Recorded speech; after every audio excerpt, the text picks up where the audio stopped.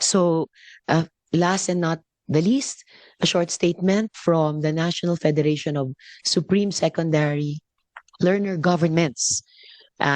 Ms. Aliana, bilang ang mga kabataan, sabi nga kanina nung isang resource person natin, it's the youth who are at the center of this. Maybe it was Sir Ace. Kayo po yung nasa sentro. So kayo bilang stakeholder, you please may have the last word this afternoon. Maraming salamat po, Madam Chair, for giving us this opportunity. Ako po ay isang leader estudyante. Ako po ay isang estudyante. And what's happening in our country right now with those students in the schools, that is our lived reality.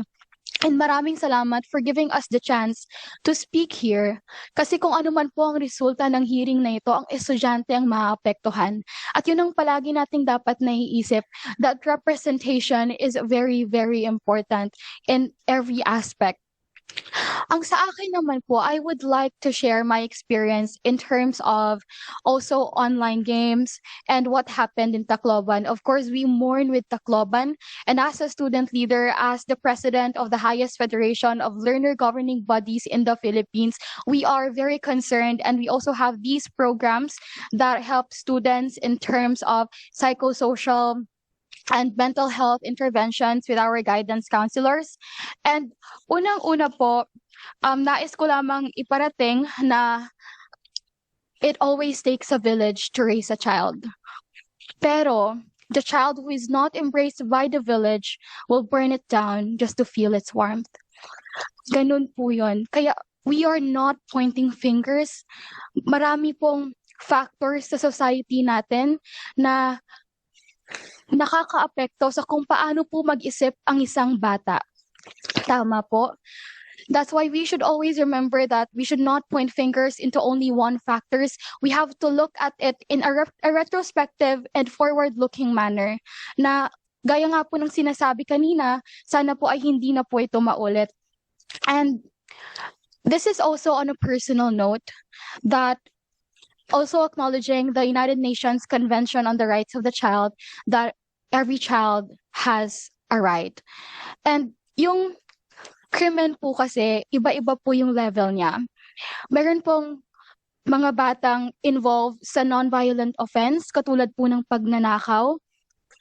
Meron din pong batang repeatedly engaging in violent conduct. And then meron din pong batang na-exploit by adults to commit crimes. And a child who commits a planned act of grave violence. These children may fall under the same age of bracket, but they do not present the same level of risk. That is my statement, and I will leave it to everyone to ponder upon.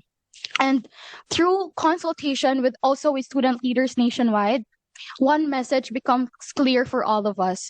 Us learners do not simply want to be protected. We want to be meaningfully included in conversations that shape these policies intended to protect us. Kaya maraming salamat po dahil nandito kami, napakinggan namin kung anong nangyayari at binigyan niyo rin po kami ng pagkakataon para magsalita dito. Kasi kung ano man po ang mangyari ngayon, kami po ang unang-unang maapektuhan. Safety is not achieved only through security measures alone. It is built through responsive institutions, effective child protection mechanisms, accessible mental health support, responsible digital citizenship, and school communities where every learner feels heard before their plays at risk. At isa din po to sa naiisip ko na kami pong ang mga kabataan po, wala rin silang enough na knowledge sa kung ano po ang mga batas na meron tayo.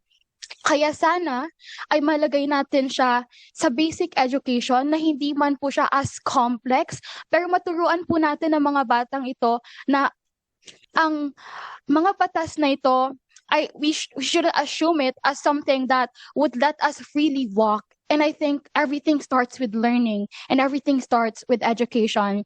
And as this committee po considers legislative and policy reforms, we respectfully hope that learner participation will always be recognized as an essential component of prevention. Those who experience the realities of learners every day inside the school can also offer perspectives that strengthen both your policies and implementation. And yung mga decision pong nagawa dito ngayon, it will reach every classroom in the Philippines, maybe not tomorrow, maybe next month, next year, or in the future. So it is just fitting that a student is here, that a student leader is here, someone who have lived the reality of Filipino learner, and someone who always strives to put her shoes, or to put herself in the shoes of those Filipino learners.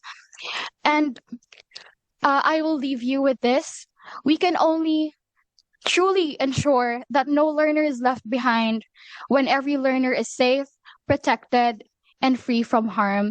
Maraming salamat po at isang makabatang araw. Maraming salamat din, Aliana. So we'll be counting on you, young people, to work with us, older persons, parents nyo, teachers nyo, to combat this threat to young people and children.